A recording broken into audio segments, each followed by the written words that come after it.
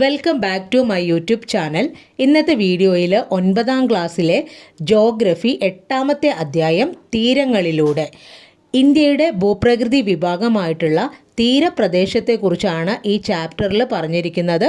ഇന്ത്യയുടെ തീരദേശത്തെക്കുറിച്ച് കൂടുതൽ കാര്യങ്ങൾ നമുക്ക് ഈ അധ്യായത്തിലൂടെ മനസ്സിലാക്കാം. വീഡിയോ ഉപകാരപ്പെടുകയാണെങ്കിൽ ഒന്ന് ലൈക്ക് ചെയ്യാനും ഷെയർ ചെയ്യാനും കമൻറ്റ് ചെയ്യാനും മറക്കരുത്. ചാനൽ ഉപകാരപ്പെടുകയാണെങ്കിൽ ഒന്ന് സബ്സ്ക്രൈബ് ചെയ്യുക. ഇവിടെ നമുക്കൊരു ഇൻട്രൊഡക്ഷൻ തന്നിട്ടുണ്ട്. ഈ ഇൻട്രൊഡക്ഷനിൽ വാസ്കോ ഡ ഗാമ ഇന്ത്യയിലേക്ക് വന്നതുമായിട്ട് റിലേറ്റ് ചെയ്തുകൊണ്ടുള്ള കുറച്ച് കാര്യങ്ങളാണ് പറയുന്നത്. ഇത് ശരിക്കും എടുത്തിട്ടുള്ളത് സമുദ്ര സഞ്ചാര രേഖകൾ ശേഖരിച്ച് പ്രസിദ്ധീകരിക്കുന്ന ഹാക്കില്യൂട്ട് സൊസൈറ്റി എന്ന് പറയുന്ന, അല്ലെങ്കിൽ അവർ തയ്യാറാക്കിയിട്ടുള്ള a journal of the first voyage of Vasco da Gama എന്ന അമൂല്യവും ഏറെ പഴക്കം ചെന്നതുമായ പുസ്തകത്തിൽ നിന്നെടുത്ത ഒരു ഭാഗത്തിന്റെ മലയാള പരിഭാഷയാണ് ഇവിടെ കൊടുത്തത്. അപ്പൊ ഇതിനകത്ത് നമുക്കറിയാം 1498 വാസ്കോ ഡ ഗാമ ആദ്യമായിട്ട് ഇന്ത്യയിൽ എത്തിയത്. ആ സമയത്ത് വാസ്കോ ഡ ഗാമ വരുമ്പം കോഴിക്കോട് സാമൂതിരിയായിരുന്നു ഭരിച്ചിരുന്നത്. ആ സാമൂതിരി ഭരിച്ച കാലത്ത് കോഴിക്കോട് കാപ്പാടാണ് വാസ്കോ ഡ ഗാമ കപ്പലിറങ്ങിയത്. ഇതിനകത്ത് ഓർമ്മിക്കേണ്ട 1-2 പോയിന്റ്. മെയ് 20, ഇന്നത്തെ PSC ആണ്, നമുക്കൊന്നും പറയാൻ പറ്റൂല. മെയ് 20 ഫോർമോസ കുന്നുകൾ കടന്നപ്പോൾ മുതൽക്ക് വാസ്കോ ഡ ഗാമ കോഴിക്കോട് നഗരത്തിന് പിന്നിലായി ഒരു മതില് പോലെ ഉയർന്നു കാണപ്പെട്ടിരുന്ന പർവ്വതങ്ങളെ ശ്രദ്ധിച്ചിരുന്നു. ആ പർവ്വതം ഏതാണ്? അത് പശ്ചിമഘട്ട മലനിരകളെ കുറിച്ചാണ് പറയുന്നത്. ഒടുവിൽ അന്നേ ദിവസം വൈകുന്നേരത്തോടെ ഗാമയുടെ ആ ചെറുകൂട്ടം പായ്ക്കപ്പലുകൾ കാപ്പാട് എന്ന കുഞ്ഞു പട്ടണത്തിന്റെ തീരത്ത് നിന്നും ഏകദേശം 5 മൈൽ മാറി നങ്കൂരമിട്ടു. ഗാമയും കൂട്ടരും കാണാൻ ഏറെ ആഗ്രഹിച്ചിരുന്ന കോഴിക്കോട് നഗരത്തിൽ നിന്നും വെറും 7 മൈലുകൾ വടക്ക് മാറിയാണ് ആ ചെറുപട്ടണം സ്ഥിതി ചെയ്തിരുന്നത്. ഏത് പട്ടണത്തെ കുറിച്ചാണ് പറയുന്നത്? കാപ്പാടിനെ കുറിച്ചാണ് പറയുന്നത്. കോഴിക്കോട് നഗരത്തിൽ നിന്നും വെറും 7 മൈലെന്ന് പറഞ്ഞാൽ അന്നത്തെ കിലോമീറ്റർ ദൂരത്തെ കാണിക്കാനാണ് പറയുന്നത്. താമസിയാതെ ഗാമ ആ നഗരത്തിന് തൊട്ടുമുന്നിലായി നങ്കൂരമിട്ട് നിലയുറപ്പിച്ചു. എന്നാൽ സുരക്ഷാ കാരണങ്ങളാൽ മെയ് 27 സാമൂതിരിയുടെ നാവികൻ അദ്ദേഹത്തെ പന്തലായനയിലേക്ക് നയിച്ചു. അങ്ങനെ ഏകദേശം 13 മൈലുകൾ വടക്കുമാറി ഗാമ പന്തലായനയിൽ നങ്കൂരം ഉറപ്പിച്ചു. ഓർമ്മിക്കണം, സുരക്ഷാ കാരണങ്ങളിൽ നിന്ന് എവിടേക്കാണ് മാറിയത്? പന്തലായനയിൽ. തുടർന്ന് ആഗസ്റ്റ് 23 വരെ 88 ദിവസങ്ങളോളം അവരവിടെ തങ്ങി. ആഗസ്റ്റ് 23 ഗാമയും കൂട്ടരും ഒരിക്കൽ കൂടി തങ്ങളുടെ സ്ഥാനം മാറ്റി കോഴിക്കോട് തുറമുഖത്ത് നിന്ന് ഏകദേശം 12 മൈലുകൾ മാറി കാറ്റിന്റെ ശല്യമില്ലാത്ത മറ്റൊരു ഭാഗത്തായി നിലയുറപ്പിച്ചു. ആ സമയം മുതൽ ഒടുവിൽ തിരികെ പോകുന്ന ദിവസം ആഗസ്റ്റ് 30 ഉച്ചവരെ വാസ്കോ ഡ ഗാമ കോഴിക്കോട് നഗരത്തിലൂടെ ചുറ്റി നടന്ന് കാഴ്ചകൾ കണ്ടും അന്തരീക്ഷ സ്ഥിതിക്കനുസരിച്ച് പുറംകടലിൽ നങ്കൂരമിട്ട് കിടന്നും തീരത്തടുത്തും സാമൂതിരിയുമായി ബന്ധം സ്ഥാപിക്കേണ്ടതിന്റെ ആവശ്യകത കണക്കിലെടുത്ത് ഇടയ്ക്കിടയ്ക്ക് സാമൂതിരിയെ സന്ദർശിച്ചും സമയം ചെലവഴിച്ചു. ആഗസ്റ്റ് 30 ഉച്ചയ്ക്ക് ശേഷം തീരത്തിന് സമാന്തരമായി കടൽക്കാറ്റുകളെ ആശ്രയിച്ച് യാത്ര തുടങ്ങിയ ഗാമയുടെ പായ്ക്കപ്പലുകളെ ശക്തിയായി ആഞ്ഞടിച്ച ഒരു ചുഴലിക്കാറ്റ് പുറംകടലിലേക്ക് കൊണ്ടുപോയി. ഈ ഭാഗത്ത് നമുക്ക് പഠിക്കാനുള്ള പ്രധാനപ്പെട്ട പോയിന്റ്സ്: ഹാക്കില്യൂട്ട് സൊസൈറ്റിയാണ് സമുദ്ര സഞ്ചാര രേഖകൾ ശേഖരിച്ച് പ്രസിദ്ധീകരിക്കുന്നത്. അവരുടെ a journal of the first voyage of Vasco da Gama എന്ന ഗ്രന്ഥത്തിൽ നിന്നെടുത്തിട്ടുള്ള കുറച്ച് ഭാഗങ്ങളാണ് ഈ ചാപ്റ്ററിന്റെ ഇൻട്രഡക്ഷനിൽ പറയുന്നത്. ഇന്ത്യയുടെ ഭൂപ്രകൃതി വിഭാഗമായിട്ടുള്ള തീരദേശങ്ങൾക്ക് പ്രാധാന്യം കൊടുത്തുകൊണ്ടുള്ള ഒരു അധ്യായമാണിത്. അപ്പൊ ഇവിടെ നമുക്ക് ആദ്യം പഠിക്കേണ്ട പോയിന്റ്, നമ്മുടെ തീരദേശത്തിന്റെ ഭാഗമാണ് ലക്ഷദ്വീപ്, ആൻഡമാൻ നിക്കോബാർ ദ്വീപൊക്കെ. ലക്ഷദ്വീപുകളുടെയും ആൻഡമാൻ നിക്കോബാർ ദ്വീപുകളുടെയും തീരങ്ങൾ ഉൾപ്പെടെ ഇന്ത്യക്ക് ഏകദേശം 7517 കിലോമീറ്ററാണ് നമ്മുടെ തീരദേശത്തിന്റെ നീളം വരുന്നത്. ഈ ഭാഗത്തുനിന്ന് ചോദിക്കാൻ സാധ്യതയുള്ളൊരു ചോദ്യം, ഇന്ത്യയുടെ തീരപ്രദേശത്തിന്റെ ആകെ നീളം ഓർമ്മിച്ചു വെക്കുക, 7517 കിലോമീറ്റർ.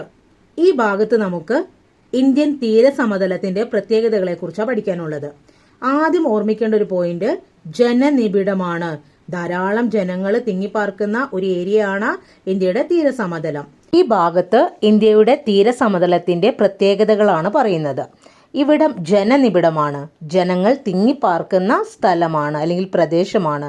അതിന് കാരണമായിട്ടുള്ള ഘടകങ്ങൾ എന്തൊക്കെയാണ്?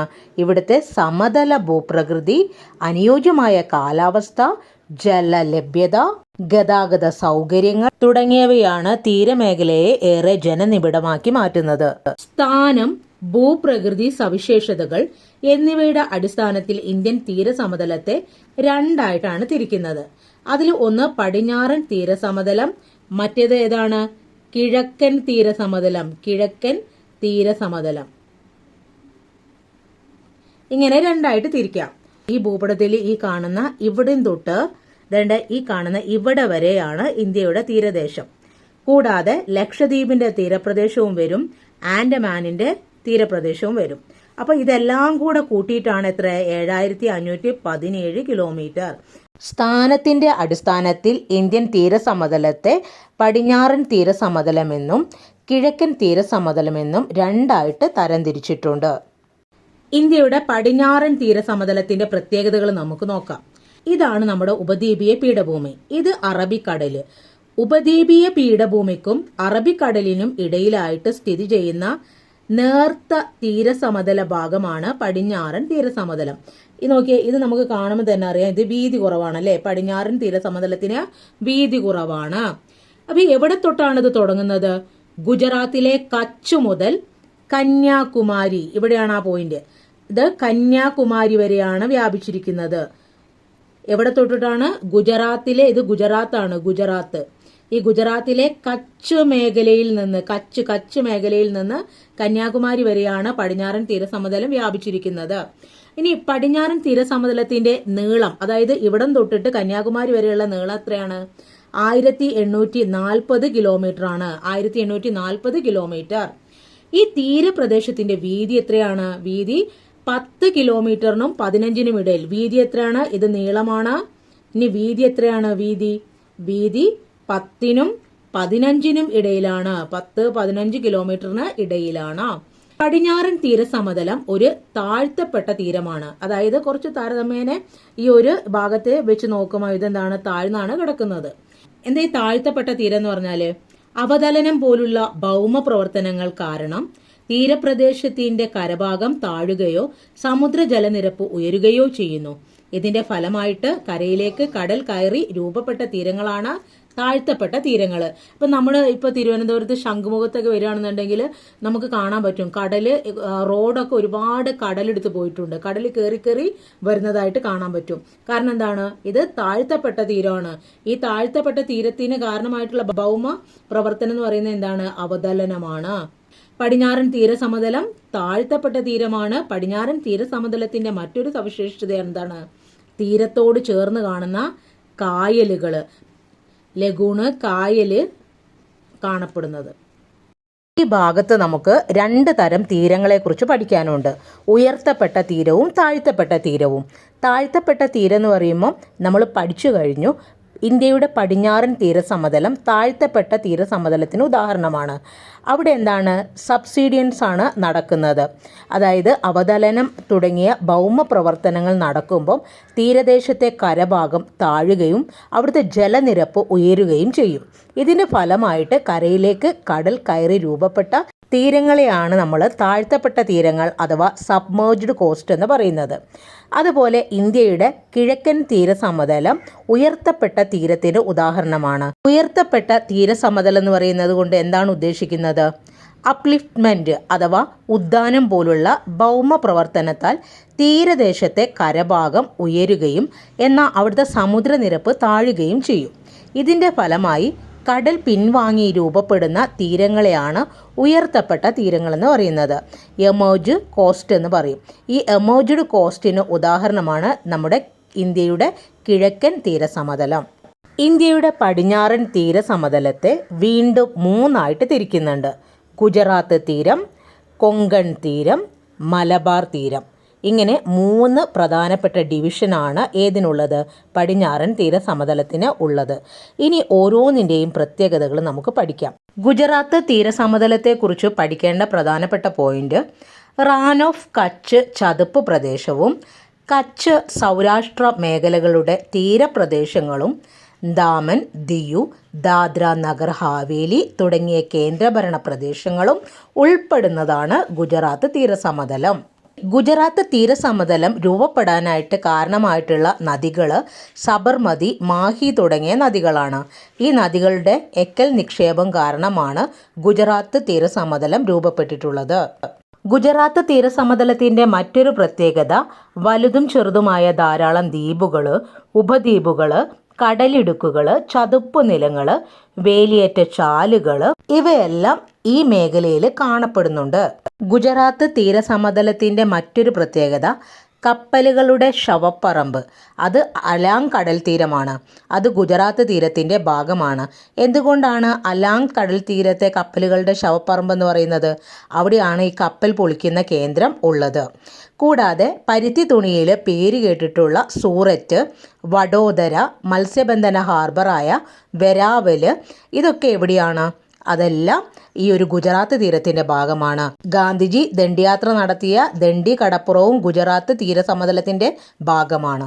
നമ്മൾ പറഞ്ഞു കഴിഞ്ഞു, ഗുജറാത്തിലെ റാൻ ഓഫ് കച്ച് മുതലാണ് ഗുജറാത്ത് തീരം തുടങ്ങുന്നത്. ഗുജറാത്ത് തീരമല്ല, ഇന്ത്യയുടെ മൊത്തത്തിലുള്ള തീരം തുടങ്ങുന്നത് റാൻ ഓഫ് കച്ച് മുതൽ പശ്ചിമ ബംഗാളിലെ സുന്ദർബൻ ഡെൽറ്റ വരെയാണ്. അപ്പം നമുക്ക് റാൻ ഓഫ് കച്ചിൻ്റെ പ്രത്യേകതകൾ പഠിക്കാം.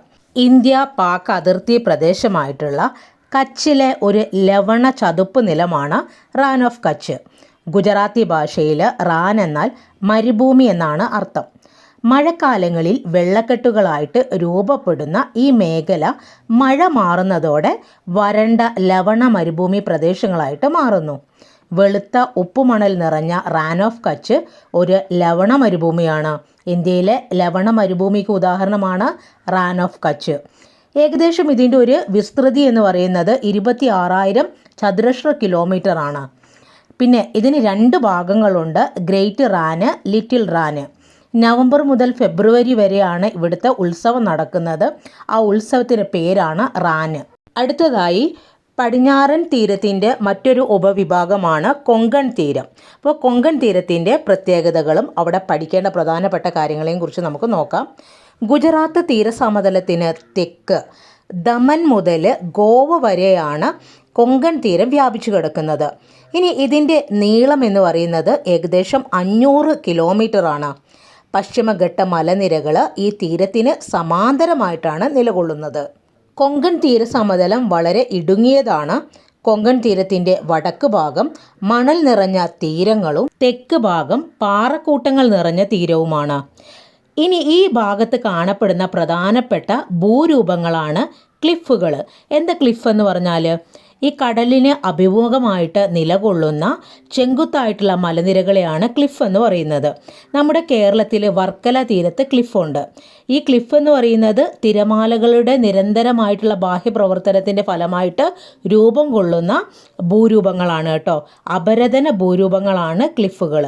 അപ്പോൾ ക്ലിഫുകൾ, ദ്വീപുകൾ, ബീച്ചുകൾ ഇതെല്ലാം കൊങ്കൺ തീര സമതലത്തിൻ്റെ ഭാഗമായിട്ട് കാണപ്പെടുന്ന ഭൂരൂപങ്ങളാണ്. ധാരാളം മഴ ലഭിക്കുന്ന ആർദ്ര കാലാവസ്ഥയാണ് ഈ കൊങ്കൺ തീര സമതലത്തിൻ്റെ ജൈവ വൈവിധ്യത്തിന് കാരണം. കൊങ്കൺ തീരത്തെ പ്രധാന തുറമുഖങ്ങൾ നവശേവ, അത് സ്ഥിതി ചെയ്യുന്നത് നവി മുംബൈയിലാണ്. അടുത്ത് മോർമുഗാവോ സ്ഥിതി ചെയ്യുന്നത് ഗോവയിലാണ്. മാൽപേ മത്സ്യബന്ധന ഹാർബർ എവിടെയാണ്? അത് കർണാടകയിലാണ്. അത് ഓർമ്മിച്ചു വെക്കണം. ഇനി ഇവിടെ പ്രധാനമായിട്ടും പഠിക്കേണ്ട ഒരു കാര്യമാണ് സെൻറ്റ് മേരീസ് ദ്വീപിലെ കൽത്തൂണുകളെ കുറിച്ച്.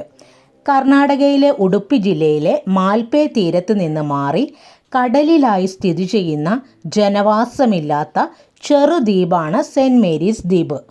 ഈ ദ്വീപ് നിറയെ ഷഡ്ഭുജം ആകൃതിയിലുള്ള കൽത്തൂണുകൾ പോലുള്ള പാറക്കെട്ടുകൾ കാണാൻ കഴിയും. നോക്കുക, ഏകദേശം 88 ദശലക്ഷം വർഷങ്ങൾക്ക് മുൻപ് സംഭവിച്ച അഗ്നിപർവ്വത സ്ഫോടനത്തിലൂടെ പുറത്തു വന്ന ലാവ തണുത്ത് രൂപപ്പെട്ടവയാണ് ഈ ശിലകൾ. ഇനി കോളംലാർ അഥവാ സ്തംഭം ജോയിൻസ് എന്ന ജിയോളജിയ ശിലാമാതൃകയാണിത്. ഇതൊരു പ്രധാന വിനോദസഞ്ചാര കേന്ദ്രം കൂടിയാണ്. അടുത്തത് മലബാർ തീരം. പശ്ചിമ തീരപ്രദേശത്തിൻ്റെ ഒരു ഭാഗമാണ് മലബാർ തീരം. കർണാടകത്തിലെ മംഗലാപുരം മുതൽ കന്യാകുമാരി വരെയാണ് മലബാർ തീരം വ്യാപിച്ചു കിടക്കുന്നത്. ഇതിൻ്റെ നീളം ഏകദേശം 580 കിലോമീറ്ററാണ്. കൊങ്കൺ തീരത്തേക്കാൾ മലബാർ തീരത്തിന് വീതി കൂടുതലാണ്. ഇനി ഇവിടെ കാണുന്ന ഭൂരൂപങ്ങൾ ക്ലിഫുകൾ, കടൽ സ്തംഭങ്ങൾ, ബീച്ചുകൾ, അഴിമുഖങ്ങൾ, പൊഴികൾ തുടങ്ങിയവയൊക്കെ കാണപ്പെടുന്നത് എവിടെയാണ്? മലബാർ തീരത്ത് കാണപ്പെടുന്നുണ്ട്. മലബാർ തീരത്തിൻ്റെ മറ്റൊരു പ്രധാനപ്പെട്ട പ്രത്യേകതയാണ് കായലുകൾ. വേമ്പനാട്ട് കായൽ എന്ന് പറയുന്നത് ഈ മലബാർ തീരത്തിൻ്റെ ഭാഗമാണ്.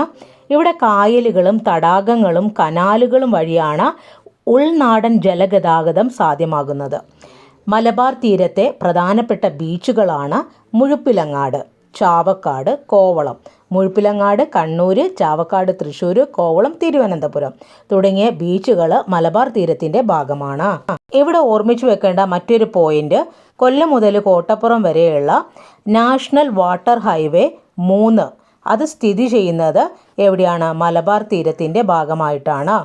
വർക്കല, ഏഴിമല, ബേക്കൽ തുടങ്ങിയ പ്രദേശങ്ങളിൽ തീരത്ത് നിന്ന് ഉയർന്നു കാണപ്പെടുന്ന ക്ലിഫുകളുണ്ട്. അതും മലബാർ തീരത്തിൻ്റെ മറ്റൊരു പ്രത്യേകതയാണ്.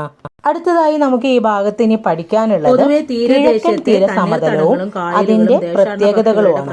അത് നമുക്ക് അടുത്തൊരു വീഡിയോയിൽ ഡിസ്കസ് ചെയ്യാം. അപ്പോൾ ഈ ഒരു വീഡിയോ ഉപകാരപ്പെട്ടാൽ തീർച്ചയായിട്ടും സപ്പോർട്ട് ചെയ്യാം. Thank you.